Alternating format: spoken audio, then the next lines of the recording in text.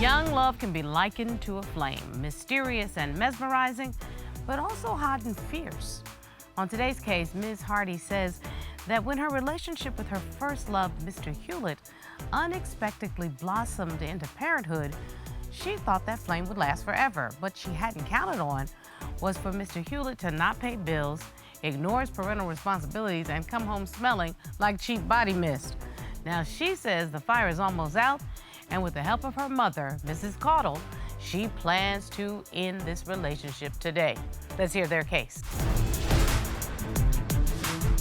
Court is now in session. The Honorable Judge Starr presiding.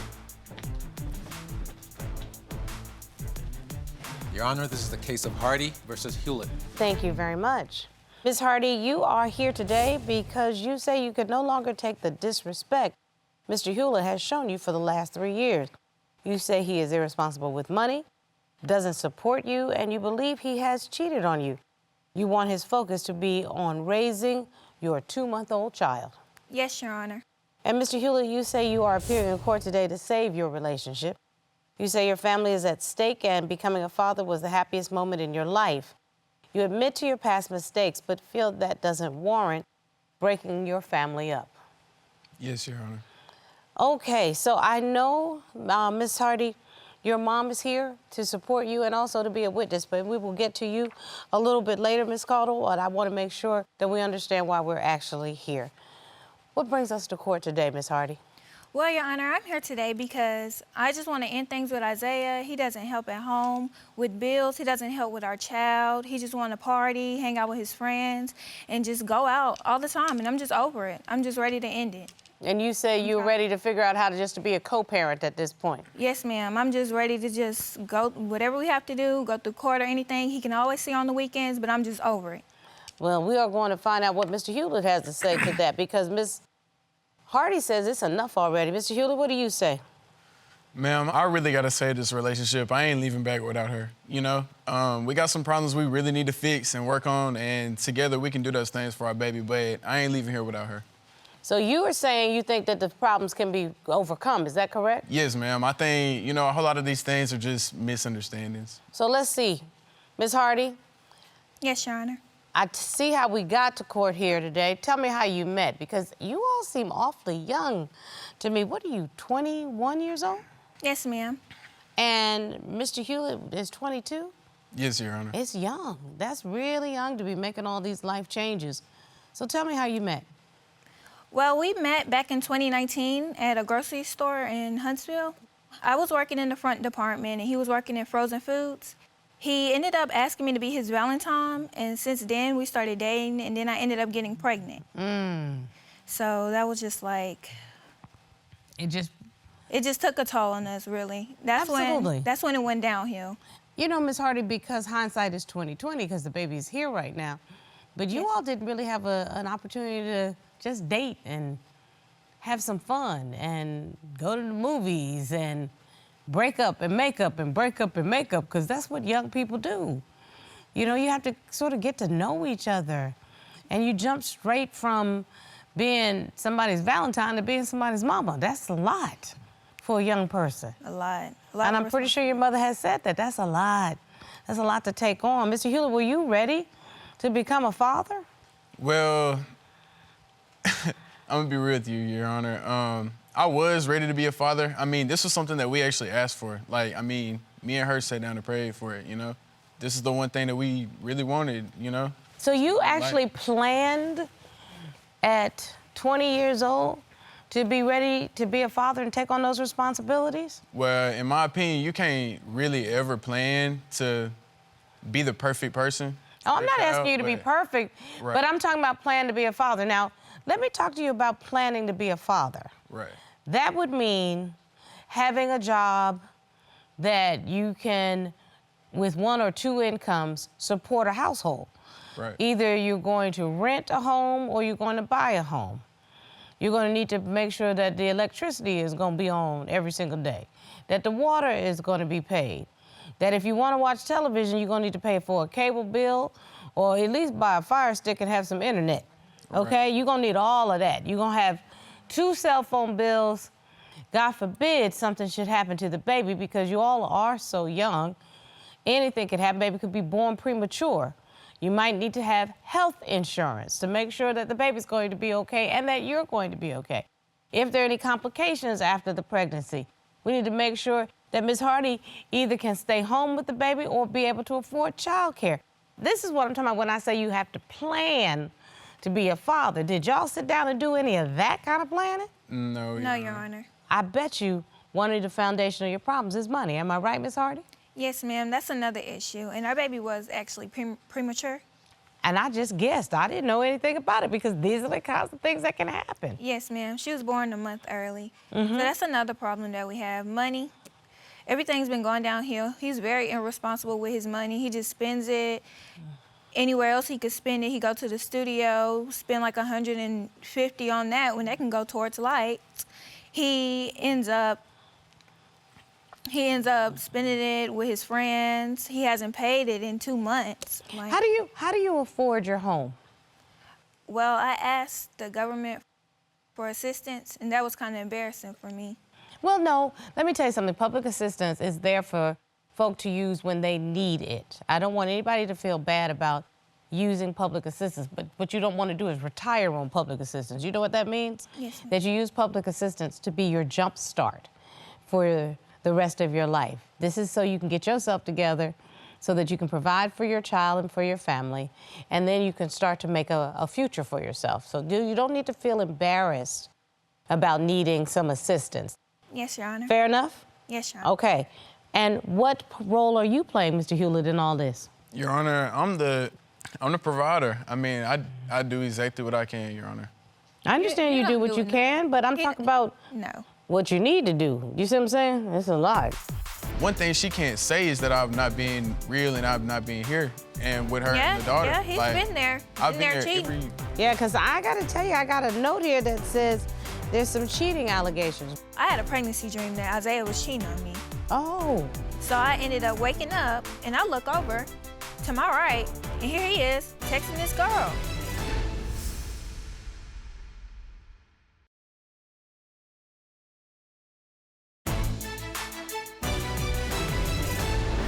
In addition to the pressure of finances, you've got a brand new baby in the house. Yes, ma'am. How is Mr. Hewlett doing as a new father? I mean, he's learning. I'm not going to knock that from him. I mean, we're both new parents, but at the same time, you have to understand that having a baby, it should change your life. It changed mine for the better. I had to learn to be more responsible, learn how to take on more action. Like, I'm a mom 25/8. I stay at home with my daughter, and I ended up losing my job actually working from home because I asked him to watch her while I'm on the call, and he ended up not getting her. He ended up going in the room, playing on the game. So then I was like, wow, this is what you really gonna do? So I went back in the room and I grabbed my daughter and I just took a call, and I so happened to get a frustrated customer. I ended up telling him, sir, I have things I need to attend to right now. I will be happy to help you as soon as I'm done. Like I was explaining to him, and he was like, he don't care, blah, blah, blah. He's already mad. So I had ended up getting a write-up because he called the head of corporate. Of course. And I ended up getting a write-up. And then that wasn't even the first time. That happened like 2 more times, and then I ended up getting fired. And the reason that you were in that situation was because you didn't have any help at home. Is that what you're saying? Yes, Your Honor. Mr. Hewlett, what's going on with that? Your Honor, she knows that I will have no problem helping her out with the baby. I mean, if the baby's crying, of course I'll hold her. I'll do whatever I have to do, you know? I mean, if she needs her diaper changed, I'll do that. I've been trying my hardest. I assure you that. Like, one thing she can't say is that I haven't been there. I've always been there. From the time she was pregnant till now, I've been there every day. Like, we done had our misfits, our arguments, we done had this and that, but one thing she can't say is that I've not been real and I've not been here. And with her and the daughter. Yeah, he's like, been there. I've Been been there there cheating. That's what he, yeah. Yeah, because I got to tell you, I got a note here that says there's some cheating allegations. What makes you think he's cheating, Miss Hardy? Well, for one, I always catch him liking girls' pictures, texting them, sliding up on their Snapchats, on Instagram, commenting under their stuff. And then when I was pregnant, you know, have you ever heard of pregnancy dreams? No, ma'am. Well, I had a pregnancy dream that Isaiah was cheating on me. Oh. Yeah. Like being clairvoyant, okay? Yes, Your Honor. So I ended up waking up, and I look over to my right, and here he is texting this girl. Uh-oh. Your Honor, she had just woke up. Like, how can you know what's going on when you just wake up? Well, if Like, I'm I already don't- having a pregnancy dream, the I'm last gonna thing know you what wanna I'm looking So for. then she turns over, and what did you see? I seen him texting this girl. And what was he saying? He was just telling her that I do this and I do that. I'm not a good girlfriend. Just making her like try and feel bad for him. So I feel like so he could sleep with her. So But wait a minute, was this some woman that you know? no, it's somebody from his past, but I So don't know Mr. her Hewlett, personally. you were having a conversation where you were sort of insulting your girlfriend? All they do is argue. It's constant trust issues of cheating and I just need you to step up. I need you to be a good dad to Elena. It's hard for me, so that's why I'm so hard on you.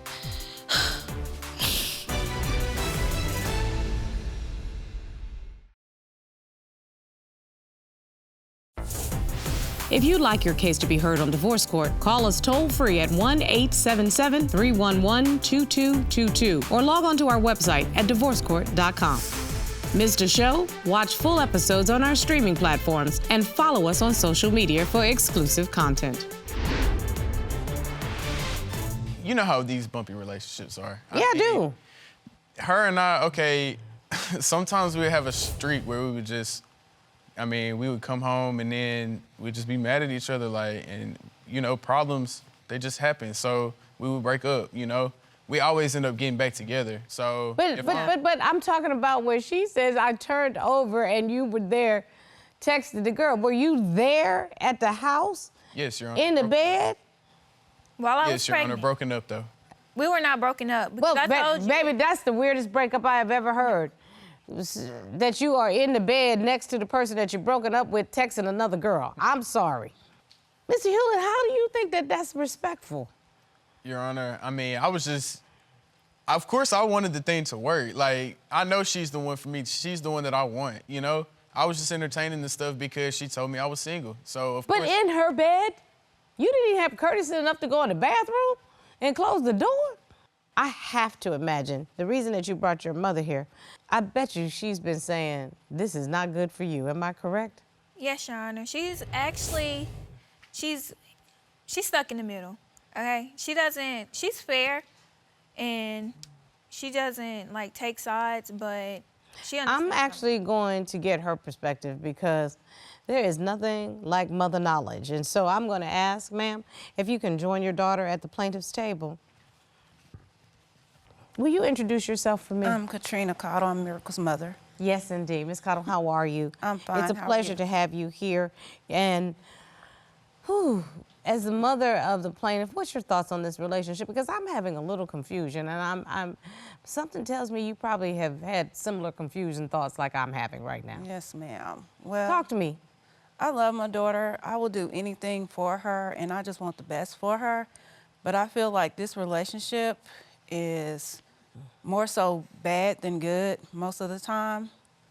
All they do is argue. It's constant trust issues of cheating, and I have to be at work at 4 a.m. I get calls at 11 p.m., 1 a.m., and I have to be at work. And I'm just tired. I just hope that they could work it out, but if they can't, just be the best co-parents for the baby, because at the end of the day, she's the one that matters, and she doesn't deserve this. So what have you witnessed firsthand? Because I'd like Mr. Hewitt to actually hear what the perception is from the outside looking in. What have you witnessed that causes you concern? I have been called over to come over at like 1 a.m. in the morning. They're fussing, they're going at it because she's caught him texting, and I get over there, keys have been taken. He wants to get his clothes, PlayStation. They're both texting me, and I'm just tired of it. What do you want to happen, Ms. Hardy? What would you like to happen? I want him to get his stuff together, but I just know he's not, so I just want to just be done. And Mr. Hewlett, did you hear what Ms. Hardy just said? I heard what she said. It ain't true, though. It can't be true. He don't care. I'm a part of her, like, we have history, like, I'm her first baby's father. Like, she Yeah. stuck with me. She loved me, you know? No. Regardless No, of what she said. the baby will have you in her life Right. because you're the baby's father. But Miss Hardy is entitled to have a life. She's entitled to have a good life. She's entitled to be with someone who loves and respects her. She's entitled to be with somebody who can help support her.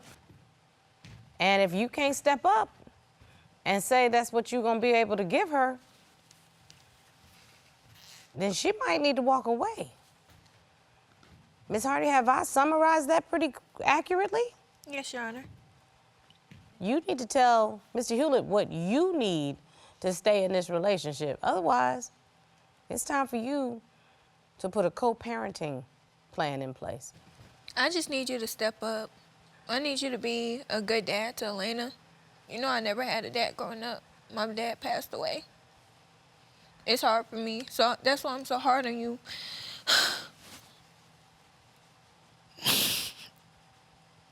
I just want you to be the man that I need you to be, and I need help.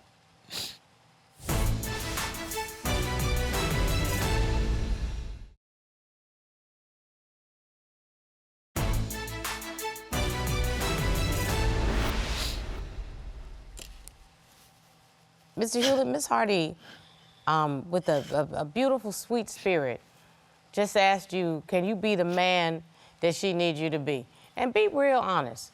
And it's not, I'm trying the best I can. It's, I'm ready to step up. And you need to tell her if you are. And if you aren't, you can say, I may have been in over my head. I'll be there for the baby, but I can't do what you need me to do. But sir, this is on you at this point. What do you say in response? You know how it is. You know I love you, and you know I'll do anything for you. You know I'm working like day in and day out. You know everything I'm putting in place, everything that I do is for you and the baby. Like, it ain't just me here. Like, we're a team, you know? I need you just like you need me. So we gotta work this thing out, or it just ain't gonna work at all. But I love you. Like, I need you to know that, you know? I love you too. I know the two of you love each other. I don't have any doubt. Your mama doesn't have any doubt that you love each other. But that's not gonna build a foundation for a long-term relationship. I heard really nice words from Mr. Hewlett, but I didn't hear any concrete plans. Is that enough for you? That's all I need to know. No, Your Honor, that's all I hear. And it just like, it sinks me back in. I don't know why. I think it may be time for you to start to put a co-parenting plan in place. And of course, you don't want to alienate Mr. Hewlett from the baby, but you need to start to stand on your own 2 feet. Ms. Cottle, does she have your support? Yes, ma'am, always. Ms. Hardy, you got to back up. You got somebody that's going to be there for you. Step out on faith and then do what's right for you and your child. And if Mr. Hewlett can get himself together, let him come back to you with something. You have to insist that he brings something to the table other than an appetite.